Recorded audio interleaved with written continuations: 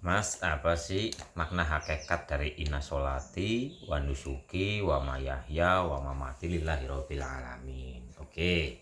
Jadi di sini yang dibahas itu adalah dari sudut pandang hakikat nih Bapak Ibu. Inna sholati wa nusuki wa mayahya wa mamati lillahi rabbil alamin. Sesungguhnya sholatku, ibadahku, hidup dan matiku hanya untuk Allah, penguasa alam semesta. Lah, sholat yang bagaimana? Dan sholatnya itu sholat yang secara hakikat, karena yang dibahas di sini adalah dari sudut pandang hakikat. Hakikatnya sholat itu adalah keterhubungan batin kita kepada Allah. Jadi hakikatnya sholat itu adalah sadar Allah. Setelah kita sudah sadar, sudah terkoneksi, sudah terhubung, maka apa? Ibadahku. Nah, makna dari ibadah secara hakikat adalah penyerahan total, pengabdian total. Jadi kita sudah tidak merasa bahwa aku yang bergerak, aku yang bisa, aku yang punya, aku yang macam-macam. Sudah nggak ada, tapi kita kembalikan kepadanya. Bukan aku yang bergerak, tapi aku digerakkan oleh yang maha menggerakkan.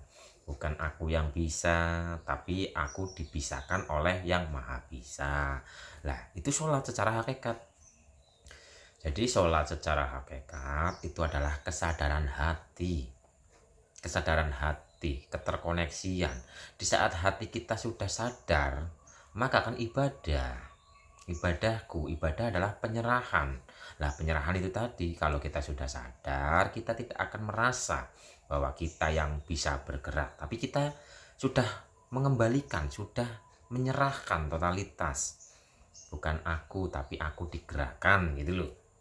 Makanya inna sholati wa nusuki, ibadah, pengabdian, penyerahan, totalitas. Terus hidup. Lah, hidup di sini sehingga nanti di saat kita beraktivitas, kita itu sudah tidak mengaku-aku karena pertama sudah sadar Allah. Kalau kita sudah sadar, otomatis ibadah kita sudah tidak ada pengakuan. Hidup kita, gerak aktivitas ini sudah tidak ada pengakuan. Nah, makanya inna sholati wa nusuki wa mayahya wa mamati lillahi rabbil alamin. Sholat atau sadar Allah, ibadah adalah penyerahan total, pengabdian totalitas. Hidup, dalam kehidupan semua dikembalikan kepadanya. Matiku, lah matiku itu adalah ego kita sudah tidak ada, sudah lebur, sudah dikembalikan kepadanya. Jadi di saat kita sudah sadar Allah, menyerahkan diri total ibadah, dalam aktivitas kita selalu sadar Allah, maka kita akan sadar bahwa kita itu mati. Di saat kita mati, orang mati kan nggak bisa ngapa-ngapain, orang mati nggak bisa bergerak, orang mati nggak bisa berbicara. Nah, kok kita berbicara saat ini loh ya, saat ini kita berbicara, bergerak, beraktivitas, ego kita sudah mati. Sehingga tidak ada yang namanya pengakuan dan keakuan. Jadi inna sholati wa nusuki wa mayahya wa mamati lillahi rabbil alamin ini ngurut sekali. Dari sadar, penyerahan, kesadaran dalam segala aktivitas. Nah, kita akan sadar bahwa kita ini sejatinya mati. Kalau kita sejatinya mati, yang hidup siapa? Kan dia. Kita nggak bisa apa-apa. Kita dipisahkan oleh Sang Maha Bisa. Berarti kita sudah mematikan diri dari keakuan dan pengakuan. Jadi inna sholati wa nusuki wa mayahya wa mamati lillahi rabbil alamin ini dipraktekkan dalam kehidupan nyata dan dilatihnya dengan yang 5 waktu.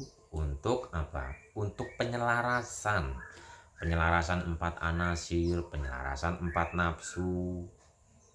Kalau yang secara ritual 5 waktu latihan dan pada akhirnya nanti kita akan menerapkan dalam kehidupan nyata di segala aktivitas.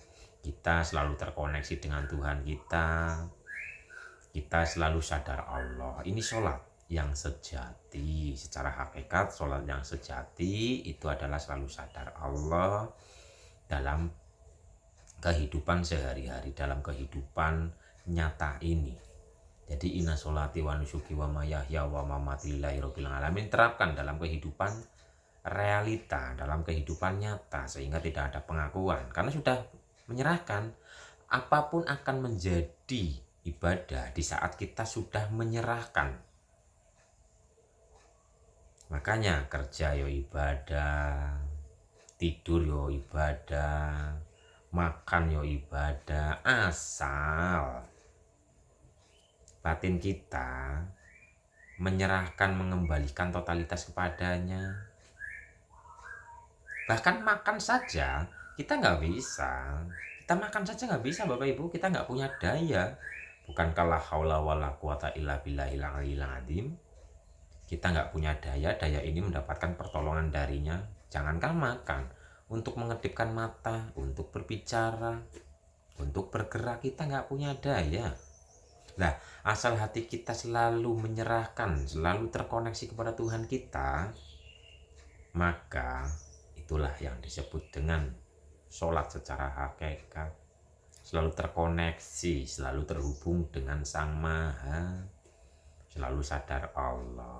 Asal kita sudah sadar Allah secara utuh, maka kita akan menyerahkan semuanya kepadanya. Segala sesuatu urusan kembalinya kepadanya. Jadi kita bekerja, kita bergerak, kita bicara, kita terpahamkan, tidak ada yang namanya pengakuan. Karena kita sadar, kita bisa karena dibisahkan, kita bergerak karena kita diberi pertolongan kasih sayangnya.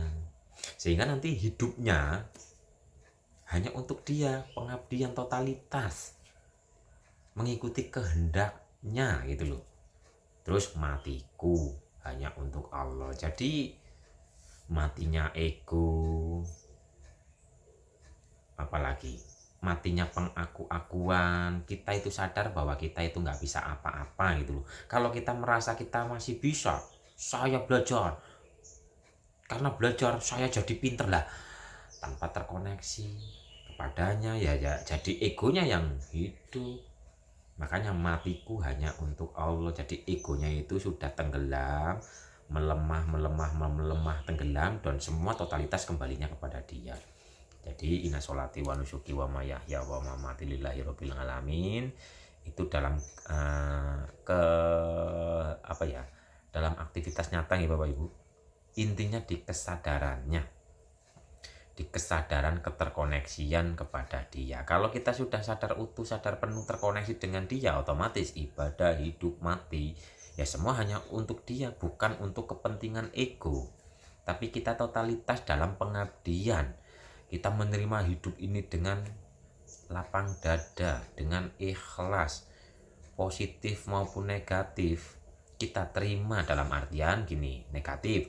Kalau ego kita masih hidup, kita sedang ditempatkan oleh mungkin sesuatu penderitaan, ego kita tidak terima. Kok hidup gini amat ya, kok saya perasaan udah kayak gini kok masih kayak gini. Nah itu kan belum terima, belum pengabdian totalitas, belum benar-benar berserah.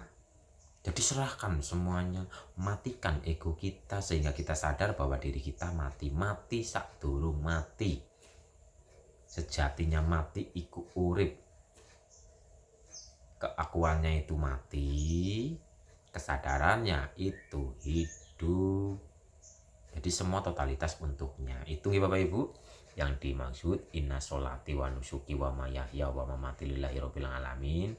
Itu di setiap kehidupan ini, setiap aktivitas ini, intinya adalah di keterkoneksiannya, di keterhubungannya.